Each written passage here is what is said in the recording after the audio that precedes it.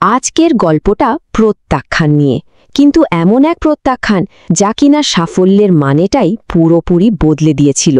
চলুন এই অসাধারণ জার্নিটা শুরু করা যাক। $25 বিলিয়ন! হ্যাঁ, সংখ্যাটা ঠিকই দেখছেন। আজকের দিনে হ্যারি পটার ফ্র্যাঞ্চাইজির মোট মূল্য ঠিক এটাই। মানে ভাবা যায় এটা এতটাই বড় একটা অ্যামাউন্ট যে ঠিকমতো কল্পনা করাও মুশকিল। আর শুধু টাকাই নয়, বই বিক্রির সংখ্যাটাও দেখুন, 500 মিলিয়ন কপি। মানে ইতিহাসের সবচেয়ে বেশি বিক্রি হওয়া বইয়ের সিরিজ। চারদিকে শুধুই সাফল্য। কিন্তু কি হবে যদি বলি আমরা যে গল্পটা জানি সেটাই আসল গল্প নয়?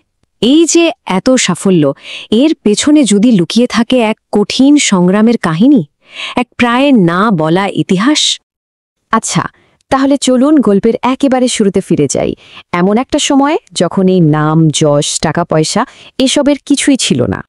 সময়টা ছিল 1996 সাল। জে.কে. রোলিং তখন জীবনের এক ভীষণ কঠিন সময়ের মধ্যে দিয়ে যাচ্ছিলেন। একদিকে ডিপ্রেশনের সাথে লড়াই, অন্যদিকে সরকারি সাহায্যের উপর নির্ভর করে দিন কাটানো। এমনকি বাড়ির হিটিং বিল বাঁচানোর জন্য তাকে ক্যাফেতে বসে লেখালেখি করতে হতো। ভাবুন তো, ঠিক এমনই এক পরিস্থিতিতে তিনি তার প্রথম বইয়ের পাণ্ডুলিপিটা শেষ করেন। আর তারপর শুরু হলো আসল পরীক্ষা। একজন নয়, দুজন নয়, পরপর 12 জন প্রকাশক তার পাণ্ডুলিপিটা ফিরিয়ে দিল। ভাবা যায়, 12 বার প্রত্যাখ্যান, চারদিক থেকে শুধু না, না আর না। শুধু যে ফিরিয়েই দিচ্ছিল তা কিন্তু নয়, কিছু মন্তব্য তো ছিল সাংঘাতিক রকমের হতাশাজনক।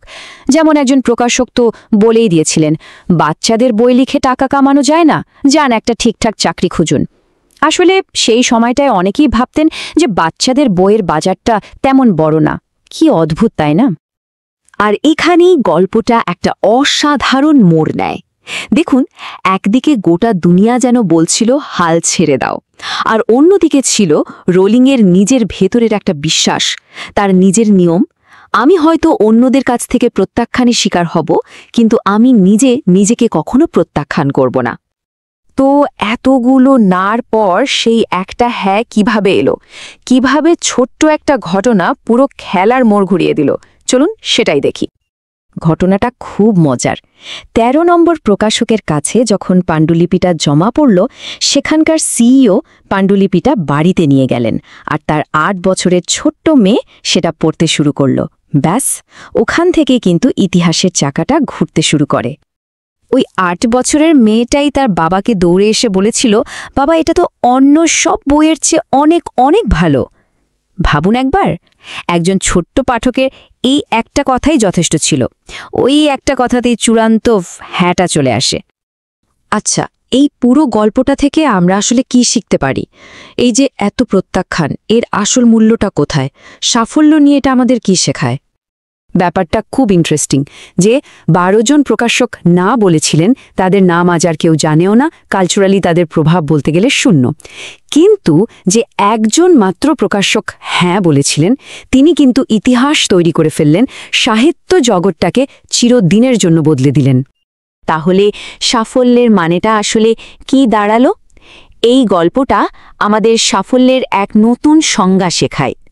সাফল্য মানে কিন্তু নাকে এড়িয়ে যাওয়া নয়, বরং সাফল্য হলো সেই প্রক্রিয়া যেখানে নিজের কাঙ্ক্ষিত হ্যাঁটা খুঁজে পাওয়ার আগ পর্যন্ত যথেষ্ট পরিমাণ না শুনে যেতে হয়। সুতরাং সবচেয়ে জরুরি কথাটা হলো, কে না বলছে তাতে কিচ্ছু যায় আসে না। অন্য কেউ প্রত্যাখ্যান করলেই কিন্তু নিজের যোগ্যতা বা সম্ভাবনা শেষ হয়ে যায় না। আসল যোগ্যতা নির্ভর করে একটাই জিনিসের উপর, আর সেটা হলো কতক্ষণ পর্যন্ত হাল না ছেড়ে চেষ্টা চালিয়ে যাওয়া যায়। লেগে থাকাটাই আসল কথা। তাহলে এখন প্রশ্ন হলো, নিজের লক্ষ্যের দিকে এগিয়ে যেতে পরের কোন না শোনার জন্য প্রস্তুত হচ্ছেন? কারণ মনে রাখতে হবে, প্রত্যেকটা না কিন্তু আমাদের সেই চূড়ান্ত হ্যাঁর দিকে এক ধাপ করে এগিয়ে নিয়ে যায়।